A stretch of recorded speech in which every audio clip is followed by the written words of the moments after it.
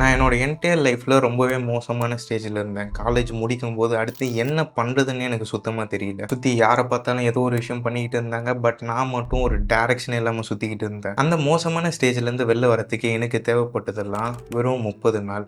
நான் இந்த வீடியோல சொல்லப்போற 7 சூப்பர் சிம்பிள் ஸ்ட்ராட்டஜிஸ நீங்க டெய்லி ஃபாலோ பண்ணாவே, உங்க லைஃப்பையும் அடுத்த 30 நாள்ல கம்ப்ளீட்டா சேஞ்ச் பண்ண முடியும். நம்ம லைஃப் பிடிக்கலன்னா அத நம்ம தான் மாத்தணும். ஏன்னா அது நம்ம லைஃப். ஒருவேளை நீங்கள் இந்த சேனலுக்கு புதுசாக இருந்தீங்கன்னா என்னோட பேர் சரவணன் அண்ட் நம்ம இந்த சேனல் எப்படி ரிசர்ச் பேஸ்ட் டூல் ஸ்ட்ராட்டஜிஸ் கூடவே ஒரு சில டெக்னிக்ஸ்லாம் யூஸ் பண்ணி நம்ம ட்ரீம் லைஃப்பை கிரியேட் பண்ணலான்றதை பற்றி பார்ப்போம். அதில் first strategy survival. Psychiatrist and நியூராலஜிஸ்டான Victor Frankl 1946 man search for மீனிங்ன்ட்டு ஒரு புக்கை பப்ளிஷ் பண்ணுறாரு. இது எதை பற்றினதுன்னா இருக்கிறதுலே மோசமான நாசி கான்சன்ட்ரேஷன் கேம்ப், அதான் ஹிட்லரோடது. இதில் ஆத்தரான விக்டர் ஃப்ராங்கில் ஒரு கைதியாக எப்படி அதிக நாட்கள் உயிரோடு இருந்தார் அண்ட் கூடவே ஒரு மற்ற கைதிகளில் என்னென்ன விஷயத்தெல்லாம் அப்சர்வ் பண்ணாருன்றதை பற்றி எழுதியிருப்பார். இப்போ இந்த கான்சன்ட்ரேஷன் கேம்பில் நிறைய கைதிகளால் அதிக நாட்கள் உயிரோடு இருக்க முடியல. பட் இதுவே ஆத்தர் மாதிரி ஒரு சில கைதிகள் மட்டும் அதிக நாட்கள் உயிரோடு இருந்தாங்க. இவங்களெல்லாம் கொஞ்சம் டீப்பாக போய் பார்க்கும்போது தான் இப்படி சர்வே பண்ண எல்லாருக்குமே ஒரு ஸ்ட்ராங்கான ரீசன்ஸ் இருந்திருக்கு. அது எதுவாக வேணா இருக்கலாம். அது ஒரு கோலாக இருந்திருக்கலாம், இல்லைனா அவங்கள பிடிச்சவங்கள பார்க்கணுன்ற ஆசையாக இருந்திருக்கலாம், இல்லைனா அவங்களுக்கு முடிக்காத ஏதோ ஒரு கடமையாக இருந்திருக்கலாம். இந்த மாதிரி ஆட்கள் தான் அதிகமாக சர்வை பண்ணி உயிரோடு இருந்திருக்காங்க. ஸோ நீங்களும் இந்த அடுத்த 30 நாளை சர்வை பண்ணணும்னா உங்களுக்கும் ஒரு ஸ்ட்ராங்கான ரீசன் வேணும். ஃபார் எக்ஸாம்பிள் எனக்கு இந்த மாதிரி 2 ஸ்ட்ராங்கான ரீசன் இருந்தது. ஃபர்ஸ்ட் நான் காலேஜ் முடிக்கும்போது நான் லைஃப்பில் சர்வை பண்ணுறதுக்கே எனக்கு ஒரு வேலை வேணும். 2வது விஷயம் என்னென்னா, ஒரு வேளை எனக்கு வேலை கிடைக்கலன்னா என்னோடய கரண்ட் லைஃப் மோசமாக இருக்கும் அண்ட் என்னோடய ஃப்யூச்சர் இன்னுமே மோசமாக இருக்கும். ஒரு விஷயத்த பண்ணும்போது வர வலியை விட அதை பண்ணாமல் இருக்கும்போது வர வலி அதிகமாக இருக்கும்போது அந்த விஷயத்த நம்ம கன்ஃபார்ம் பண்ணுவோம். ஸோ டக்குன்னு ஒரு பேப்பர் எடுத்துகிட்டு உங்களுக்கான 2 ஸ்ட்ராங் ரீசன்ஸ் எழுதுங்க. இந்த 2 ஸ்ட்ராங்கான ரீசன்ஸ் எழுதும்போதே ஒரு மாதிரி உங்களுக்குள்ளே ஃபீல் பண்ணணும். அடுத்தது know your constraints. 99% of the people fail ஆகிறதுக்கு முக்கியமான ரீசன் அவங்க கிட்ட இருக்கிற விஷயத்த குறைச்சி எடை போடுவாங்க. இப்போ என்னோட 2 ஸ்ட்ராங் ரீசன்ஸ் தெரிஞ்சதுக்கப்புறம் நான் லைட்டாக கூகுள் பண்ணேன். அந்த மாதிரி டைமில் எனக்கு கோடிங்கில் இன்ட்ரெஸ்ட் இருக்குதுன்னு தெரிஞ்சுது. பட் பிரச்சனை என்னென்னா, எனக்கு கோடிங் பண்ணுறதுக்கு லேப்டாப் இல்லை. அட் த சேம் டைம் என்னை கைட் பண்ணுறதுக்கும் பெருசாக யாரும் இல்லை. இந்த மாதிரி இடத்துல நான் ஈஸியாக கிவ் அப் பண்ணியிருக்கலாம். பட் நான் ஆல்ரெடி சொன்ன மாதிரி ஒரு விஷயத்த பண்ணாமல் இருக்கும்போது வர வலி அதிகமாக இருக்கும்போது அந்த விஷயத்த நம்ம கன்ஃபார்ம் பண்ணுவோம். ஸோ எல்லாரும் மாதிரி என்கிட்ட என்னென்ன விஷயம்லாம் இல்லைன்றதை பார்க்கறதுக்கு பதிலாக என்கிட்ட என்னென்ன விஷயம்லாம் இருக்குன்னு பார்த்தேன்.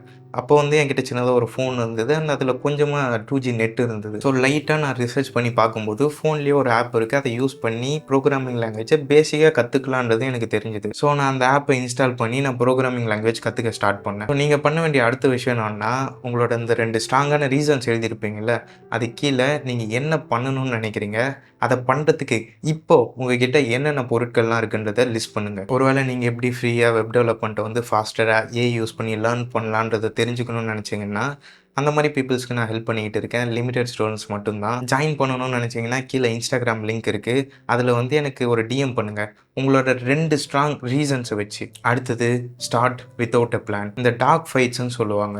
இந்த வானத்தில் க்ளோஸ் ரேஞ்சில் ஃப்ளைட்டு, இந்த ஃபைட்டர் ஜெட் இதெல்லாம் வச்சு சண்டை போடுறது. இந்த மாதிரி டைமில் எந்த பைலட்ஸ்லாம் பிளான் பண்ணுறதுக்கு ரொம்ப நேரம் எடுத்துக்கிறாங்களோ அவங்கெல்லாம் சீக்கிரமாக இறந்துருவாங்க. பட் எந்த பைலட்ஸ் எல்லாம் இருக்கிற சுச்சுவேஷன்ஸ்க்கு ஏற்ற மாதிரி ஃபாஸ்டராக அவங்க பிளானை அடாப்ட் பண்ணுறாங்களோ அவங்கெல்லாம் அதிகமாக சர்வை பண்ணி வின் பண்ணுவாங்க. நான் பண்ண ஒன் ஆஃப் த பெஸ்ட் விஷயம் என்னென்னா, பெருசாக ஓவர் திங்க்லாம் பண்ணாமல் டக்குன்னு ஸ்டார்ட் பண்ணுது. நீங்களும் இந்த அனாலிசிஸ் பேராலிசிஸ்லாம் மாட்டிக்காமல் எனக்கு கரெக்டான டைம் வேணும், எனக்கு கரெக்டான பர்ஃபெக்ட் பிளான் வேணும், இந்த மாதிரிலாம் யோசிக்காமல் இன்றைக்கே இப்போவே ஸ்டார்ட் பண்ணுங்கள். அடுத்தது super immersion. US state department foreign service இன்ஸ்டிடியூட்டில் பண்ண ஸ்டடீஸில் என்ன கண்டுபிடிச்சாங்கன்னா, ஒரு ஆவரேஜ் இங்கிலீஷ் ஸ்பீக்கருக்கு கிட்டத்தட்ட 600லேருந்து 750 கிளாஸ் ரூம் ஹவர்ஸ் எடுத்துக்கும். கிளாஸ் ரூம் ஹவர்ஸ்னால் கிளாஸ் ரூமில் அவங்க எந்த அளவுக்கு டைம் ஸ்பெண்ட் பண்ணுறாங்களோ இந்த அளவுக்கு டைம் ஒரு லாங்குவேஜை ஃப்ளூவெண்ட்டாக எழுத படிக்க பேச கற்றுக்கிறதுக்கு எடுத்துக்கும். பட் இதுவே எந்த ஸ்டூடெண்ட்ஸ்லாம் இம்மர்ஷனை யூஸ் பண்ணுறாங்களோ, இம்மர்ஷன்னா என்னன்னு நான் அடுத்து சொல்கிறேன். இந்த மாதிரி ஸ்டூடெண்ட்ஸ்லாம் வெறும் 200லேருந்து 300 கிளாஸ் ரூம் ஹவர்ஸ்லேயே ஒரு லாங்குவேஜை ஃப்ளூவெண்ட்டாக எழுத படிக்க பேச ஈஸியாக கற்றுக்குறாங்க. ஓகே, இப்போ இந்த லாங்குவேஜ் இம்மர்ஷன்னா என்னென்னா, சிம்பிளாக லெட்ஸே உங்களுக்கு இங்கிலீஷ் கற்றுக்கணும்.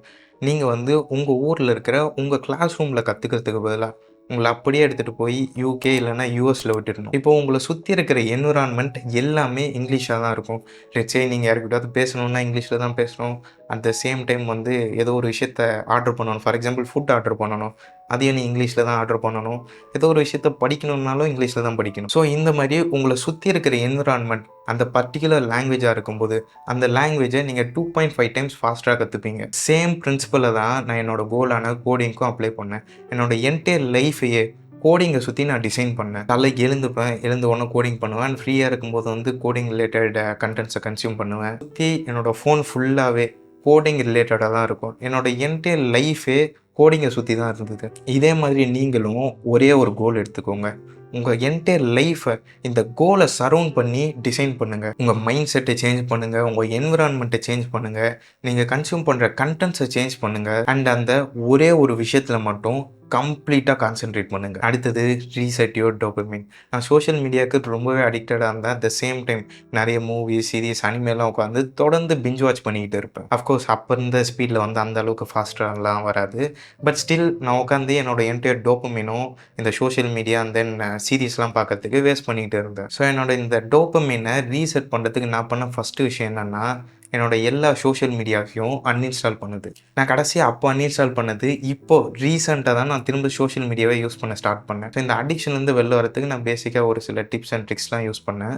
ஒருவேளை அது என்னன்ட்டு தெரிஞ்சுக்கணும்னு நினச்சிங்கன்னா கீழே கமெண்ட் பண்ணுங்கள். நான் இதர் ஒரு ஷார்ட் ஃபார்ம் வீடியோவோ இல்லைனா ஒரு லாங் ஃபார்ம் கண்டென்ட்டாவோ போடுறேன். ரெண்டாவது விஷயம் என்னென்னா, நான் என்னோட என்டர்டைன்மெண்ட்டை ரெஸ்ட்ரிக்ட் பண்ணது. பிகாஸ் நான் ஆல்ரெடி சொன்ன மாதிரி என்னோட மோஸ்ட் ஆஃப் த டைமை நான் பிஞ்ச் வாட்ச் பண்ணுறதுக்கு தான் யூஸ் பண்ணேன். ஸோ என்னோட என்டர்டைன்மெண்ட்டை நான் கம்ப்ளீட்டாக ரெஸ்ட்ரிக்ட் பண்ணிட்டேன். மூணாவது நல்ல விஷயம் என்னன்னா, எனக்கு பெருசாக யாரும் ஃபோன் பண்ணி வந்து டிஸ்டர்ப் பண்ண மாட்டாங்க. ஒருவேளை வந்து உங்களுக்கு அந்த மாதிரி யாராவது ஃப்ரெண்ட்ஸ் யாராவது இருந்தாங்கன்னா அடிக்கடி ஃபோன் பண்ணி டிஸ்டர்ப் பண்ணுவாங்க. அவங்களுக்கு வந்து முன்னாடியே கால் பண்ணி சொல்லிவிடுங்க. நான் அடுத்த 30 நாள் வந்து கம்ப்ளீட்டாக கமிட்டடாக இந்த ஒரு வேலையை தான் பண்ண போகிறேன். ஒரு சில பேர் இதை அண்டர்ஸ்டாண்ட் பண்ணிப்பாங்க, ஒரு சில பேர் வந்து கோச்சிப்பாங்க. நீங்கள் பண்ண வேண்டியது உங்கள் லைஃப்பை நீங்கள் ரெஸ்பெக்ட் பண்ணுங்கள்.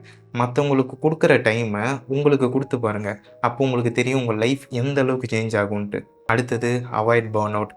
இந்த மாதிரி ஒரே விஷயத்தில் நம்ம கம்ப்ளீட் கான்சன்ட்ரேஷன் அண்ட் ஃபோக்கஸ்லாம் இருக்கும்போது நம்ம ஃபேஸ் பண்ணக்கூடிய one of the problem long டேர்மில் என்னென்னா பர்ன் அவுட். ஆக்சுவலி இந்த பர்ன் அவுட்டில் போகாமல் இருக்கிறதுக்கு நீங்கள் 2 விஷயத்த ஃபாலோ பண்ணலாம். ஃபர்ஸ்ட் என்னென்னா ரொம்பவே சிம்பிள். நம்மக்கிட்ட ஆல்ரெடி ஒரு பர்பஸ் இருக்கிறதுனால நம்ம பிரெயின் நமக்கு ஆட்டோமேட்டிக்காக ஹெல்ப் பண்ணும். நம்ம இந்த ஷார்ட்ஸு ரீல்ஸ் எல்லாம் பார்க்கும்போது நம்ம டோபமைன் வந்து ஒரு ஸ்பைக்குக்கு போயிட்டு வரும்.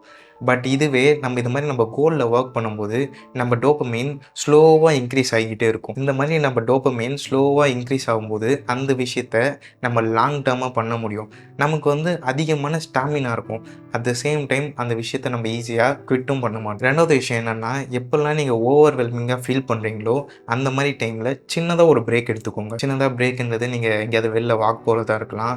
இல்லைனா வந்து ஒரு வாரத்துக்கு ஒரு வாட்டி வந்து உங்கள் ஃப்ரெண்ட்ஸுக்கிட்ட வந்து ஜாலியாக ஃபோன் பண்ணி பேசி பாருங்கள். இந்த மாதிரி ஒரு ஃபோக்கஸ்டு பர்ஸ்ட்டுக்கு நடுவில் சின்னதாக ஒரு பிரேக் எடுக்கும்போது நம்மளால் கண்டினியூஸாக லாங் டேர்மாக ஒர்க் பண்ண முடியும், பர்ன் அவுட் இல்லாமல். அடுத்து ரொம்பவே இம்பார்ட்டண்ட்டான விஷயம் என்னென்னா, மேக் இட் ஃபன். எனக்கும் பெருசாக இந்த ஹார்ட் ஒர்க் பண்ணுறது, ஃபோக்கஸ் பண்ணி ஒர்க் பண்ணுறதெல்லாம் பெருசாக வராது. அண்ட் நான் ஈஸியாக எல்லா விஷயத்தையுமே கிவ் அப் பண்ணிடுவேன்.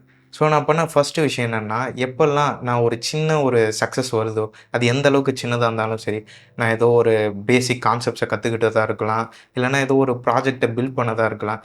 இந்த மாதிரி டைமில் என்ன நானே ஷேர் பண்ணிப்பேன். பிகாஸ் நம்மளை சேர் பண்ணுறதுக்கு வேறு யாருமே வரமாட்டாங்க.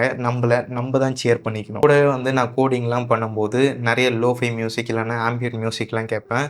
அட் த சேம் டைம் நடுவில் எப்போல்லாம் நான் பிரேக் எடுக்கணும்னு நினைக்கிறேனோ அந்த மாதிரி டைமில் மோட்டிவேஷ்னல் தமிழ் சாங்ஸ்லாம் கேட்பேன். இந்த மாதிரி இந்த என்டையர் ப்ராசஸை ஃபன்னாக எடுத்துகிட்டு போகிறதுக்கு நீங்கள் நிறைய விஷயம் பண்ணலாம். பிகாஸ் இந்த 30 நாள் உங்கள் லைஃப்பில் ரொம்பவே இம்பார்ட்டன்ட். அதை கிவ் அப் பண்ணாமல் எடுத்துகிட்டு போகிறதுக்கு நம்ம என்னென்னலாம் பண்ணணுமோ அது எல்லாத்தையுமே பண்ணி தான் ஆகணும். ஒருவேளை நீங்கள் பண்ணுற விஷயம் ரொம்பவே கஷ்டமாக இருக்கும், அதை எப்படி என்ஜாய் பண்ணி பண்ணலான்றதை தெரிஞ்சுக்கணும்னு நினச்சிங்கன்னா, how to trick your brain to enjoy doing hard ஒர்க்ன்ற இந்த வீடியோவை போய் செக் பண்ணி பாருங்கள்.